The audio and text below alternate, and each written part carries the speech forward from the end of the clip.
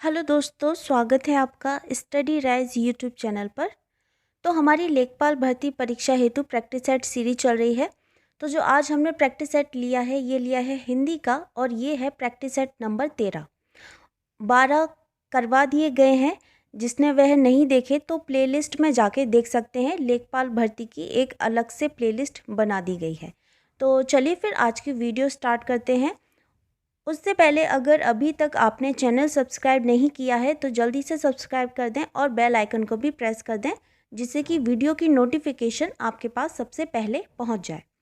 तो चलिए फिर आज की वीडियो स्टार्ट करते हैं। हमारा पहला क्वेश्चन दिया है, विचित्र के 3 समानार्थी शब्द दिए गए हैं, एक शब्द समानार्थी नहीं है, उस शब्द का चयन कीजिए जो समानार्थी नहीं है। ऑप्शन है विलक्षण, अनूठा, रहस्यमय या फिर भिन्न। तो रहस्यमय यह विचित्र समानार्थी शब्द नहीं है। विचित्र का समानार्थी शब्द नहीं है। कौन सा? रहस्यमय। सही आंसर है इसमें ऑप्शन सी। नेक्स्ट क्वेश्चन है, मीठा की भाववाचक संज्ञा होगी। मीठा की भाववाचक संज्ञा होगी मिठाई, मिठास, मीठी या फिर मधुर। तो मीठा की भाववाचक संज्ञा मिठास होगी। मीठा की भाववाचक संज्ञा मिठास होगी। अब भाववाचक संज्ञा क्या होता है? वे संज्ञा शब्द जिससे व्यक्ति या वस्तु के गुण या धर्म, दशा या व्यापार का बोध होता है, उसे भाववाचक संज्ञा कहते हैं।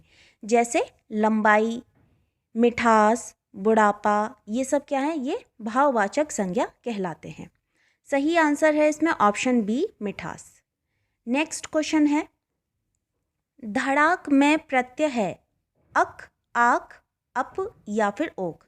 तो जो धड़ाक शब्द दिया है इसमें प्रत्यय क्या है? इसमें प्रत्यय है आक। धड़ाक, आक, है ना। तो इसमें प्रत्यय शब्द क्या हो जाएगा? तो ये हो जाएगा आक। सही आंसर है इसमें ऑप्शन बी। नेक्स्ट क्वेश्चन, अविकारी शब्द क्या होता है? संज्ञा, सर्वनाम, अव्यय या फिर विशेषण। तो अविकारी शब्द होते क्या हैं? जिन शब्दों के रूपों में लिंग, वचन और कारक के अनुसार कोई परिवर्तन नहीं होता, उन्हें क्या बोलते हैं? अविकारी शब्द कहते हैं। जैसे कि आगे, पीछे, ऊपर, नीचे, यहाँ, वहाँ, यह शब्द क्या है? ये है अविकारी शब्द। यानी कि इनमें ना तो कोई लिंग परिवर्तन होता है, ना ही वचन और ना ही कोई कारक। तो इसमें जो सही आंसर है वह क्या है? जो अविकारी शब्द हैं वह अव्यय हैं। क्या है? इसका दूसरा नाम क्या है? अविकारी शब्द को ही अव्यय भी कहा जाता है। तो सही आंसर है इसमें ऑप्शन सी, अव्यय। ठीक है। नेक्स्ट क्वेश्चन है, बेमेल को छांटिए। सेवा सदन, निर्मला, चंद्रकांता या फिर गोदान। तो इसमें सेवा सदन, निर्मला, गोदान, कायाकल्प, गबन, रंगभूमि, ये सब क्या है? ये मुंशी प्रेमचंद्र के उपन्यास हैं। मुंशी प्रेमचंद्र के उपन्यास हैं। कौन कौन से? सेवा सदन, निर्मला, गोदान, कायाकल्प, गबन, रंगभूमि, ये सब क्या है?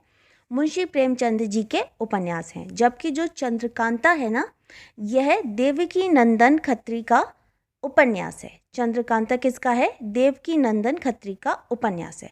तो बेमेल कौन सा शब्द हुआ? इसमें हुआ चंद्रकांता। और ये सेवा सदन, निर्मला, गोदान, ये सब किसके हैं? ये मुंशी प्रेमचंद जी के उपन्यास हैं। नेक्स्ट क्वेश्चन है, केवल, अनुमानतः, सर्वथा, डैश, यह किस विशेषण के प्रकार हैं? रीतिवाचक, परिमाणवाचक, स्थानवाचक या फिर कालवाचक। तो केवल, अनुमानतः, सर्वथा, ये सब क्या है? ये परिमाणवाचक विशेषण है। क्या है? ये परिमाणवाचक विशेषण है। अच्छा, जो परिमाणवाचक विशेषण है इसके 2 भेद होते हैं। कितने? 2 भेद होते हैं। पहला होता है निश्चित परिमाणबोधक और दूसरा होता है अनिश्चित परिमाणबोधक। निश्चित परिमाणबोधक क्या होता है? जैसे कि 2 सेर घी, 10 मीटर कपड़ा, है ना। इसमें क्या है, 10 मीटर कपड़ा, यानी कि एक निश्चित परिमाण हमें ज्ञात हो रहा है, यानी कि 10 मीटर कपड़ा है। और अनिश्चित क्या होता है, जैसे कि बहुत घी, केवल, थोड़ा, ठीक, ये सब क्या है, ये अनिश्चित के उदाहरण हैं।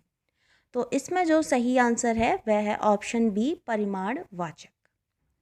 नेक्स्ट क्वेश्चन, निम्नलिखित शब्दों के पर्यायवाची शब्द चुनिए।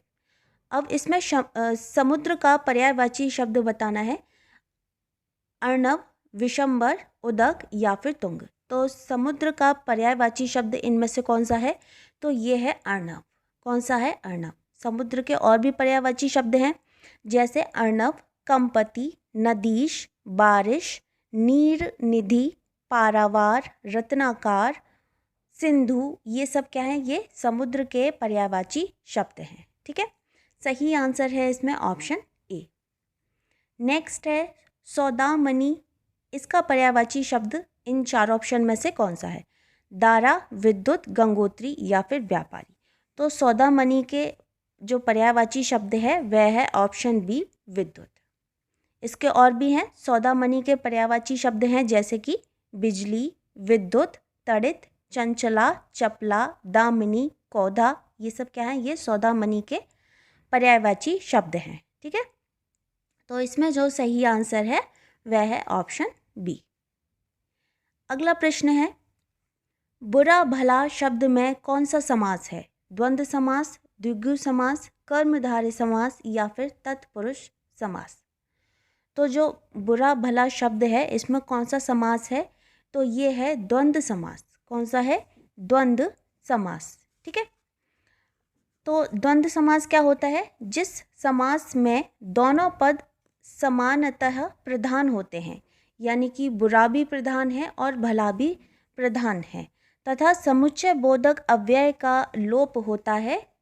समुच्चय बोधक अव्यय का लोप होता है, वहाँ क्या होता है, द्वंद्व समास कहलाता है। तो सही आंसर इसमें क्या हो जाएगा, ऑप्शन ए, द्वंद्व समास।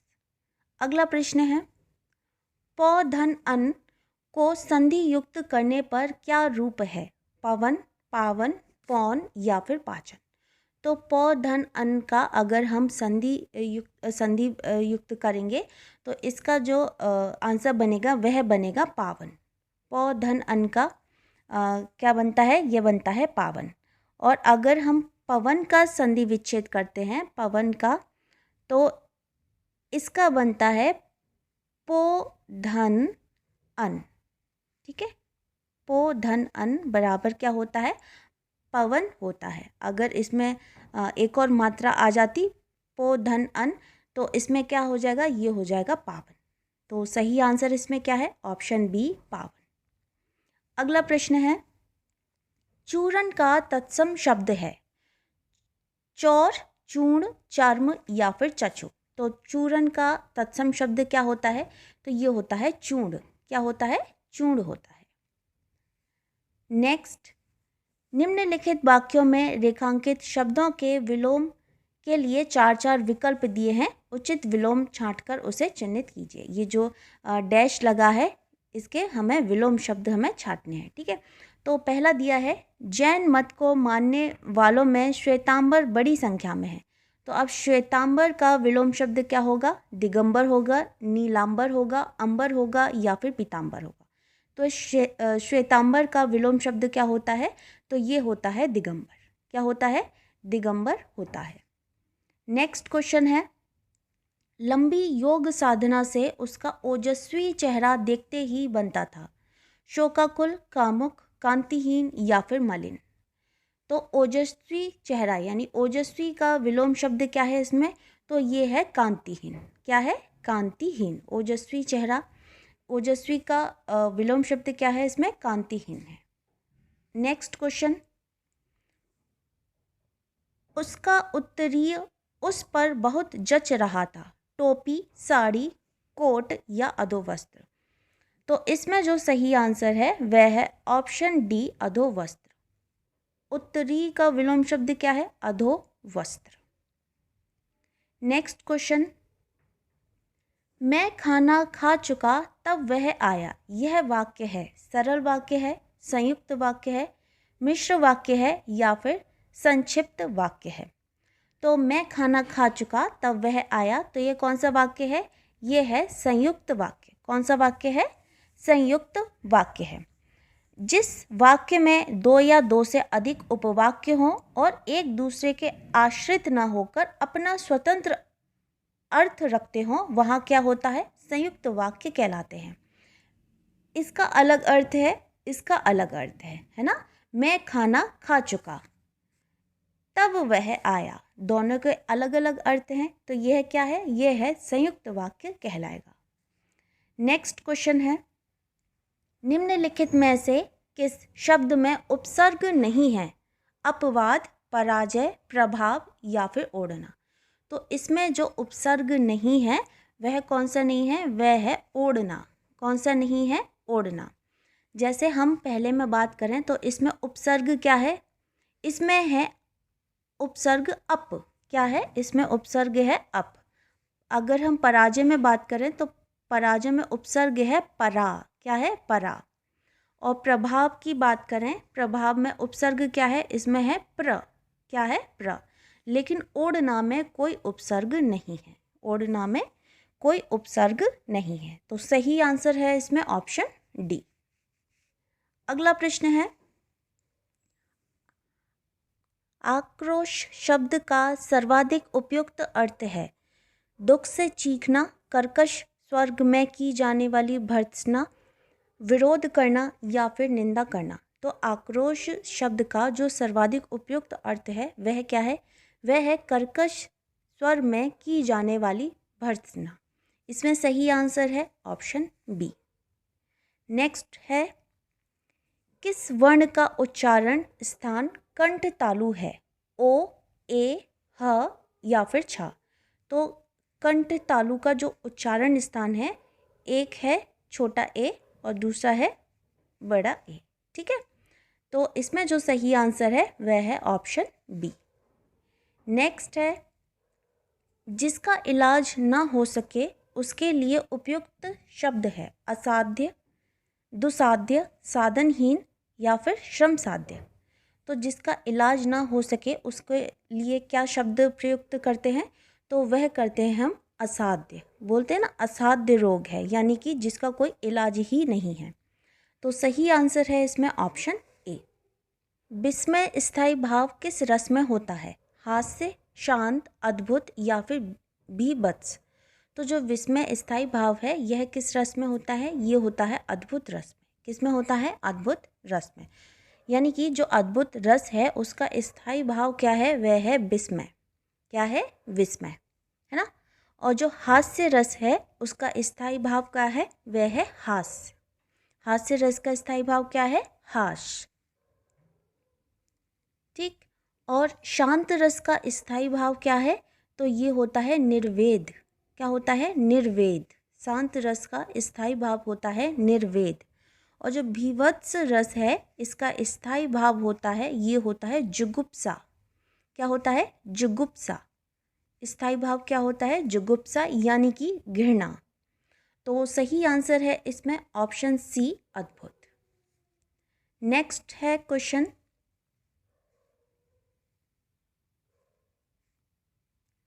हनुमान की पूंछ में लग ना पाई आग, लंका सगरी जल गई, गए निशाचर भाग। इस उक्ति में कौन सा अलंकार है? श्लेष वक्रोक्ति, काकू वक्रोक्ति, अतिशयोक्ति या फिर अनियोक्ति। तो इसमें कौन सा अलंकार है? तो ये है अतिशयोक्ति अलंकार। अतिशयोक्ति अलंकार है इसमें। तो यानी कि इस पदांश में क्या दिया है? हनुमान जी के कार्यों का अत्यंत बड़ा चढ़ाकर वर्णन किया जा रहा है।